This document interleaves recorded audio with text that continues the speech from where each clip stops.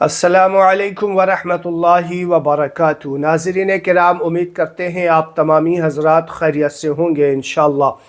اللہ کی بارگاہ میں دعا ہے کہ مولا کریم ہم سب مسلمانوں کی جان و مال، عزت و آبرو کی حفاظت فرمائے۔ آج کے اس ویڈیو میں آپ کو سورہ کوثر کا ایک بہترین وظیفہ، وہ بھی کس وقت کرنی ہے، عشاء کی نماز کے بعد۔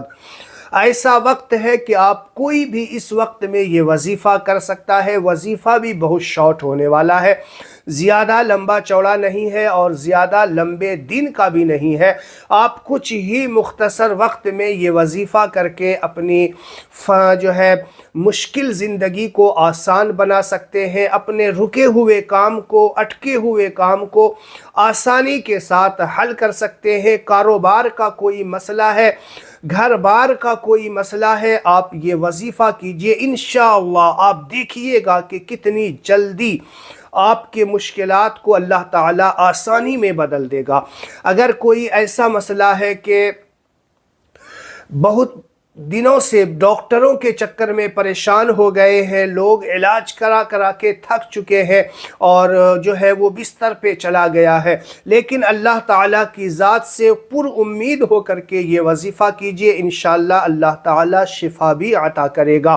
بہت سارے لوگ ایسے ہیں جو نیا کاروبار شروع کرتے ہیں اور اس نئے کاروبار میں دن بدن پریشانیاں آنا شروع ہو جاتی ہیں، مشکلات کا سامنا کرنا ہوتا ہے، دشمن لگ جاتے ہیں اور ابھی ہزار طریقے کی پریشانیاں شروع ہو جاتی ہے اور اس کا سامنا کرنا مشکل ہو جاتا ہے۔ آپ عشاء کی نماز کے بعد سورہ کوثر کا یہ عمل کیجئے، انشاءاللہ دیکھیے گا جیسے جیسے آپ کرتے جائیں گے دن بدن آپ کے مشکلات کو اللہ تعالیٰ آسانی میں بدلتا جائے گا۔ اور یہ جو وظیفہ میں آپ کو بتا رہا ہوں بہت ہی مجرب اور آزمودہ وظیفہ ہے، اور اس وظیفہ کو کرنے کے لیے آپ کو 7 دن ٹائم نکالنا ہوگا۔ عشاء کی نماز کے بعد یہ وظیفہ اپنے گھر میں تنہائی میں، یکتائی میں کرنی ہوگی۔ وہ وظیفہ کیا ہے، میں آپ کو بتانے سے پہلے آپ سے گزارش کروں گا کہ ابھی تک آپ نے میرے چینل کو سبسکرائب نہیں کیا ہے تو میرے چینل کو سبسکرائب کر لیں۔ آپ کو ویڈیو اچھا لگے تو اسے لائک اور شیئر ضرور کیا کریں۔ تو چلیے میں آپ کو وظیفے کی طرف لے کر جاتا ہوں۔ عشاء کی نماز پڑھیں جماعت کے ساتھ، اس کے بعد گھر آ جائیں، آپ تنہائی میں ایک کمرے میں الگ بیٹھ جائیں اور بیٹھنے کے بعد وظیفے کی نیت ضرور کر لیں۔ آپ کوئی بھی عمل کرنا ہو نا، اس میں عمل نیت پہ دار و مدار کرتا ہے۔ آپ کس ٹائپ سے، کس نیت سے، اللہ تعالیٰ سے کس طریقے سے امید لگا کر کے آپ کون سا کام کر رہے ہیں، کیونکہ حدیث پاک میں آتا ہے انما الاعمال بالنیات، عمل کا دار و مدار نیت پر ہوتا ہے۔ اللہ تعالیٰ بھی فرماتا ہے کہ میرا بندہ مجھ سے جیسا امید لگاتا ہے میں اس کے ساتھ ویسا ہی برتاؤ کرتا ہوں۔ تو ظاہر سی بات ہے جب بھی اللہ تبارک و تعالیٰ کی بارگاہ میں کوئی لو لگائے، امید لگائے، معروضہ پیش کرے نا تو قوی امید کے ساتھ، اور ظاہر سی بات ہے اللہ تعالیٰ نے خود قرآن پاک میں فرمایا ہے لا تقنطوا من رحمت اللہ، اللہ کی رحمت سے مایوس نہیں ہونا چاہیے۔ اب دیکھیے انسان سوچتا ہے کہ اتنی بڑی پریشانی آ گئی، بہت بڑی پریشانی، اور اس کا حل نظر نہیں آ رہا، لیکن آپ یقین کیجئے کہ اللہ سب سے بڑا ہے۔ اللہ کی رحمت سے کوئی چیز بڑا نہیں ہو سکتا، اللہ کی رحمت سب سے بڑی ہے۔ تو اللہ کی رحمت سے امید لگا کر کے یہ وظیفہ کیجئے۔ آپ کمرے میں بیٹھ جائیے، گھر والوں سے کہہ دیجئے کچھ دیر کے لیے مجھے تنہا چھوڑ دیا جائے، ٹھیک ہے؟ پھر آپ بیٹھ جائیے آرام سے۔ بیٹھنے کے بعد آپ دل میں پورا خیال کریں، یقین کے ساتھ آپ بیٹھیں اور اس کے بعد کھڑے ہو کر کے 2 رکعت حاجت کی نماز ادا کریں۔ حاجت کی نماز کا طریقہ میں نے ویڈیو بنا دیا ہے، یہاں پہ مختصر طور پہ آپ کو بتا دیتا ہوں۔ نیت کی میں نے 2 رکعت نماز حاجت کی، واسطے اللہ تعالیٰ کے منہ میرا کعبہ شریف کی طرف اللہ اکبر کہہ کے آپ کو نیت باندھ لینی ہے۔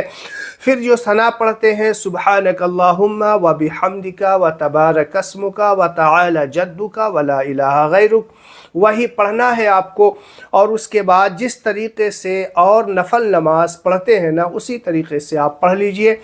سلام پھیرنے کے بعد وہیں بیٹھے رہیں، بیٹھے بیٹھے آپ کو 3 بار یا 7 بار درود شریف پڑھنا ہے۔ جو بھی درود شریف آپ کو یاد ہو پڑھ سکتے ہیں۔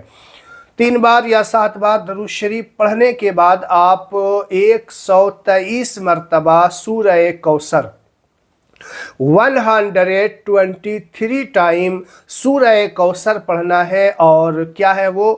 اِنَّا أَعْطَيْنَاكَ الْكَوْثَرَ فَصَلِّ لِرَبِّكَ وَانْحَرْ إِنَّ شَانِئَكَ هُوَ الْأَبْتَرُ۔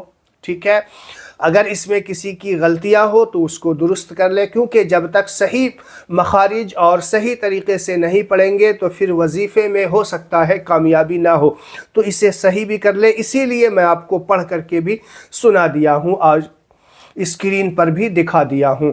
تو اب جو ہے 123 مرتبہ یہ سورہ آپ کو پڑھنی ہے۔ 123 مرتبہ سورت پڑھنے کے بعد آپ پھر 3 یا 7 بار، یعنی جتنی مرتبہ شروع میں پڑھا تھا اتنی ہی مرتبہ آخر میں آپ درود شریف پڑھ لیجئے۔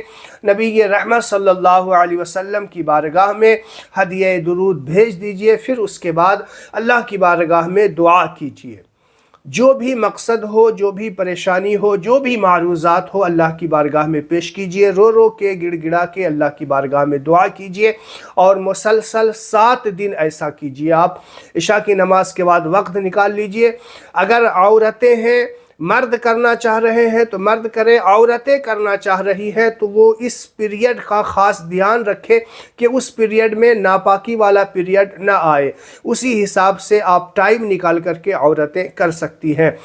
تو پھر اس کے بعد اللہ کی بارگاہ میں دعا کرنی ہے۔ 7 دن کیجئے، انشاءاللہ پھر دیکھیے گا کہ اللہ تبارک و تعالی آپ کو کیا کیا انعام سے نوازتا ہے۔